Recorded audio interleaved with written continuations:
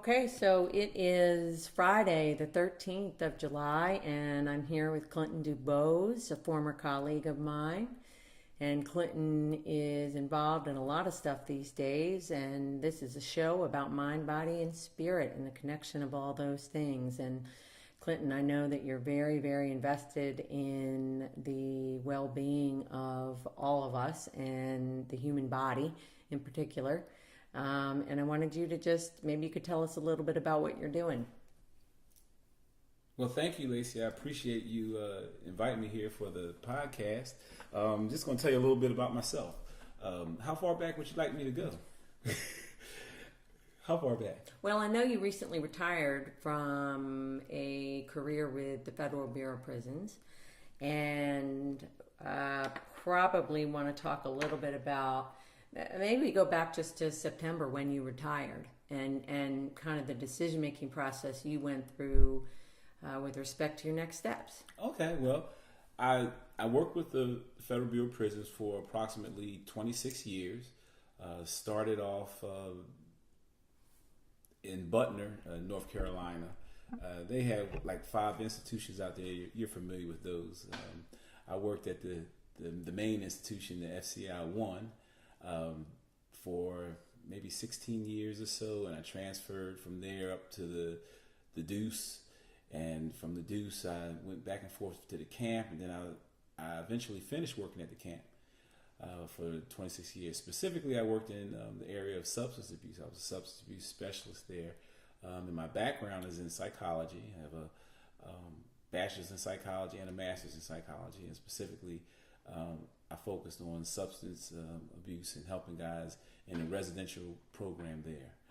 So during the latter part of my career at the Bureau of Prisons, right before I was ready to get out, I started training again, went back to school again, and got my certification as a personal trainer. So I went through the National Association of Sports Medicine and became a personal trainer. And that kind of was a perfect fit because I had a lot of experience with coaching, specifically coaching basketball players, coaching my son who plays Division I basketball now, also coaching other teams, football. I was a football coach, so it really fit along those lines to be able to incorporate that part of working with people in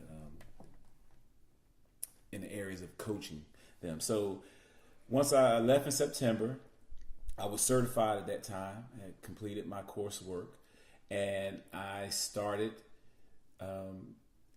working with individuals first.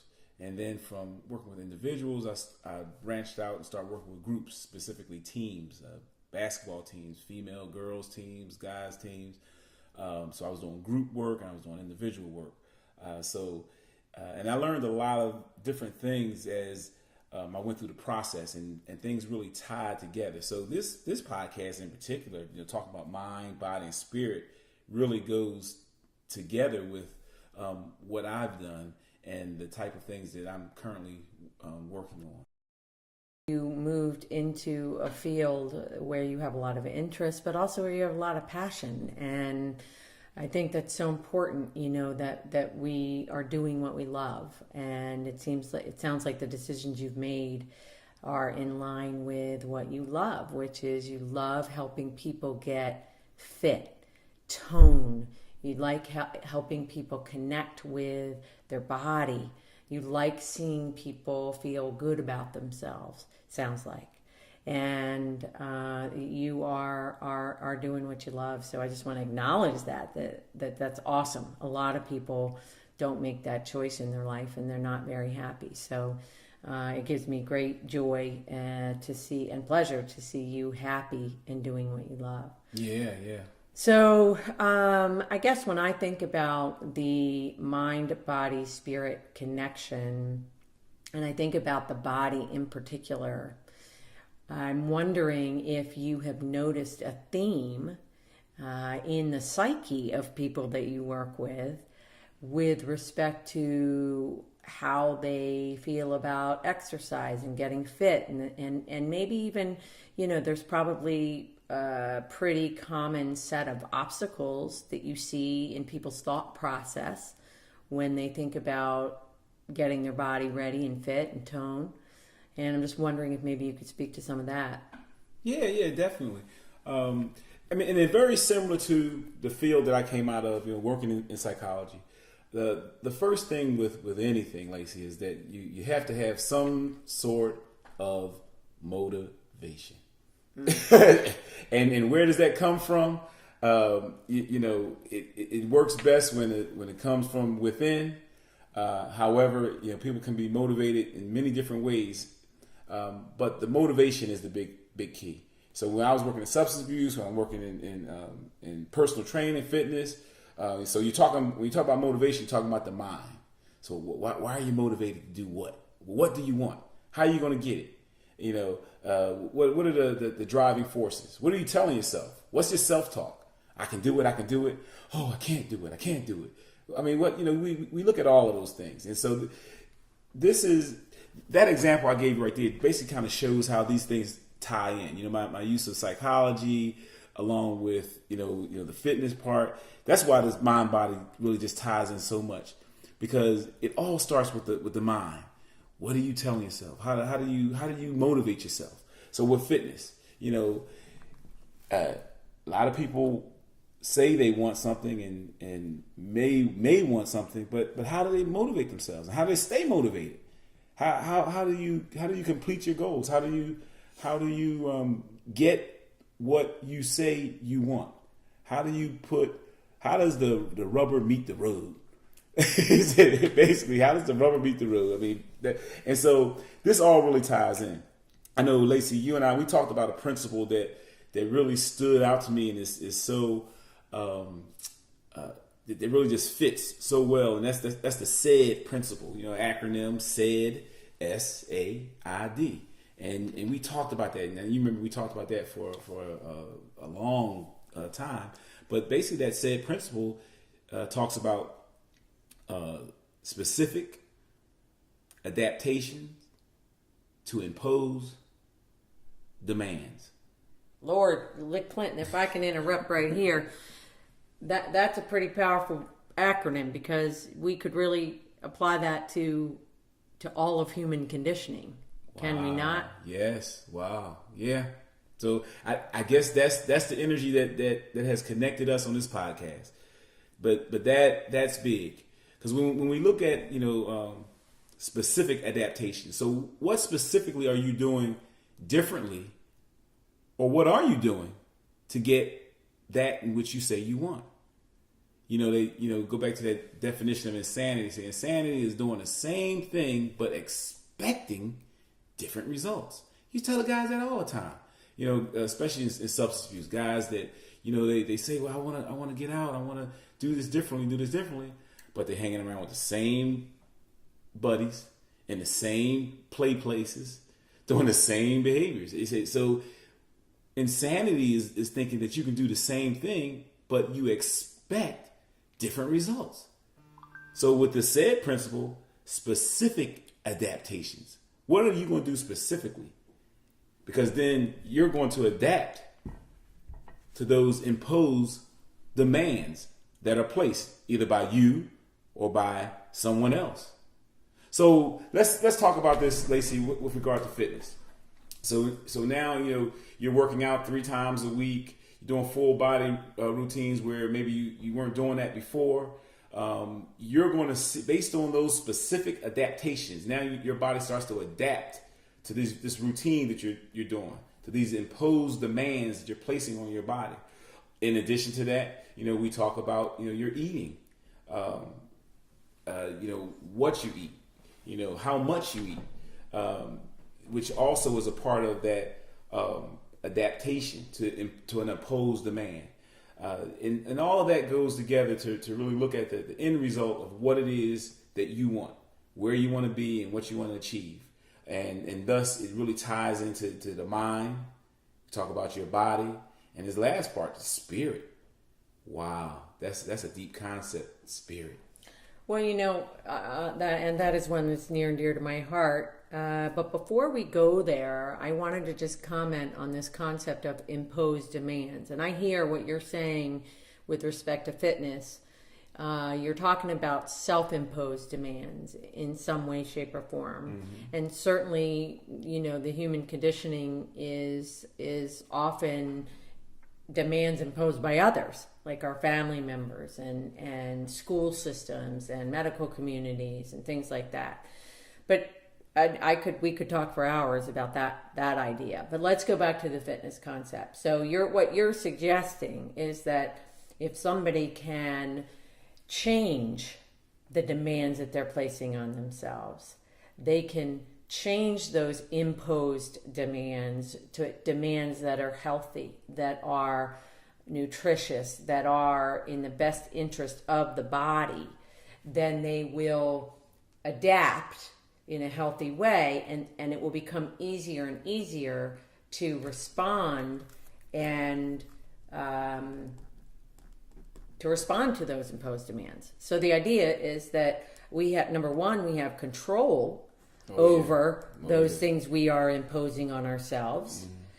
And that's an important concept because many people don't feel like they have control over demands. But in the world of fitness and eating and all kinds of things, if we can learn to impose healthy demands on ourselves, we can adapt accordingly and become more fit, more self-aware, more in tune with our body. Is that kind of what you're saying? Yes, I am. But Lacy, I also want to play the devil's advocate a little bit here. Okay? I like the point you brought up about people outside of you, because let's just use this example. So you're working out, and we have a situation where you go home and you're getting negative criticism about working out. You're not being encouraged, you know what I mean, by a partner or somebody else at home. So now we still have specific adaptations. How are you going to adapt to the negativity that's being fed into you? It goes back to the mind. So how are you going to adapt? What are you going to tell yourself? What are you going to tell that person? Because, as a coach, I deal with that. It's not just being in the gym and doing crunches or doing this, doing that. As a coach, I'm dealing with the whole person. So I'm trying to find out where they're getting that support from. So it's kind of playing the devil's advocate in that regard. That does have an effect on that end of a person being encouraged. Oh yeah, you're looking good, like it's working. Or, man, why you keep doing that? Why are you doing that for? So which one of those are you going to listen to? Ooh, that is an excellent point. And that, I don't know that it's devil's advocate. I think it's a really, really important point to help people become aware of their lives within a larger context. And so we're talking about self-imposed demands, and we're talking about other imposed demands. And if those two things are in contrast to each other, how do you reconcile that in your mind and in your heart? And it sounds like as a coach, you make sure to tap into both of those things and help people understand that and help people find ways to reconcile that in their best interest. Yes. Clinton, you have brought up a principle that I really like and will kind of feel more deeply into. Certainly its meaning for me and its impact, this said principle, and I think it almost may be a topic for its own show. And I'd like to kind of ask you to talk a little bit about maybe four ways in which you have seen people have a negative experience in getting their body fit, and 4 ways people have been able to improve their health through physical fitness. I know you and I have talked many times about the importance of self-talk, and that really the mind and the way we talk to ourselves has a deep impact on what we're doing and ultimately what we're doing with our bodies. So I wonder if you could talk a little bit about the positive and negative self-talk and how you've seen it impact people's motivation and ability to meet their goals. Okay, well, you know me, Lacy. I love my examples. So, would you, if you know that, say if you had a racehorse, and you know you're going to bet some money on this racehorse, you're going to put him out there tomorrow, would you keep him up all night long drinking alcohol and running, let's say, with other horses in the stable all night long, and knowing that he has to prepare for a race the next day? Would you keep him up all late and, say go to bed 3 a.m. and the race is at 6 o'clock? Well, of course not. Okay, so this is all about preparation. That's preparation. That sounds like some bad preparation right there, right? Right. The same thing with self-talk. You have negative, you have positive self-talk. Some of the negative self-talk that you may hear, and not just with fitness, with the mind, body, the spirit. The self-talk is very similar to and is energy. And we've talked about that term. We talked about energy before, but self-talk being words that you use, what comes out of your mouth. There's a lot of power in the tongue, and what comes out of your tongue and what comes out of your thoughts. So when you say things like "I can't," very self-defeating. You tell yourself "I'll fail," very self-defeating. You tell yourself it's too hard, very self-defeating self-talk. You tell yourself things like this won't work, very self-defeating type of self-talk. Instead, there's some self-talk that you can utilize that will be more positive. Once again, this is preparation. All preparation, just like that horse getting ready for that race, right? Hard work pays off. You tell yourself that. You plant that seed. That's energy. This is a process. It lets you know that just from today's event is not going to dictate my end result. I'm a winner. I'm blessed. You know what I mean? Whatever you want to tell yourself that's going to move you forward and give you more energy. So for that horse, a good night's sleep, going to bed early, a good meal, hydration, staying hydrated. He probably would be a lot better, and water that is, and probably some high pH water. But he probably would do a lot better in that race than staying up drinking alcohol all night and running in the stable with those other horses. So it's all about preparation. So Clinton, if I may, I think you're talking about something that's really important, which is that words have energy, thoughts have energy, and that energy, if positive or negative, impacts what we're doing, what we're planning, what our goals are, what the physiology of our body is. We've now known, and quantum physicists have proven that this is true. But I'm going to throw a curveball here and tell you that our horse that we're talking about was previously, before he came to us, physically abused by the trainer, whipped, starved sometimes, and he grew up in an environment where he couldn't trust and was often deprived. And the negative self-talk that he developed was pretty severe and pervasive and sustained over a long period of time. So now this horse comes to you. What are you going to do? Well, the first thing I'm going to do, Lacy, I'm going to realize this is a process. And nothing's going to happen overnight. That's the first thing. And we're going to take it one step at a time. It's like eating a sandwich. It is. It's like eating a sandwich. Or like the old Forrest Gump said, that life's like a box of chocolates. You never know what you're going to get, right? So, hey, I may get some caramel this time, may get some peach fuzz, I don't know. But it's a process, basically. And what I'm saying is we're going to take it one step at a time, one thing at a time. You know what I mean? We're not going to change overnight, but we will change each time, one step at a time. So I think what you're also saying too is the realization that the person who shows up as a client for you, you see them as a person. You see them as a whole being. which includes a lot. It could be a lot of baggage. It could be negative environmental influences. It could be a real negative thought process or victim mentality.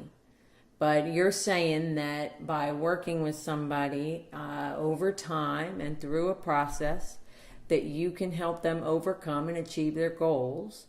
And a big component of that is working with the mind. Big component. So I see the potential in them. I see the winner. I see the champion. I see the hard worker. And one of the things that I really want you to hear clearly is that energy attracts that energy. So because I see that, that's what I expect to get back. And I'm going to keep seeing that. And I'm going to keep drawing that out. Even if your client Doesn't can't see it, can't see it, can't feel it, can't feel it, can't know it. they're going to feel it. They're going to know it at the end of the process. Beautiful. As long as they stay engaged in the process. Beautiful. Beautiful, Clinton. Well, thank you so much. I think we've covered a lot of ground in a short period of time. And of course, they're like breakout shows here that we could do on a variety of topics. But I think that for our first time together, I think this was pretty amazing. And I love what you're doing. And I believe in what you're doing. And I think you have a really firm grasp of the importance of the mind-body-spirit connection. So I appreciate you. And I will look forward to our next talk. All right. Thanks for having me. All right.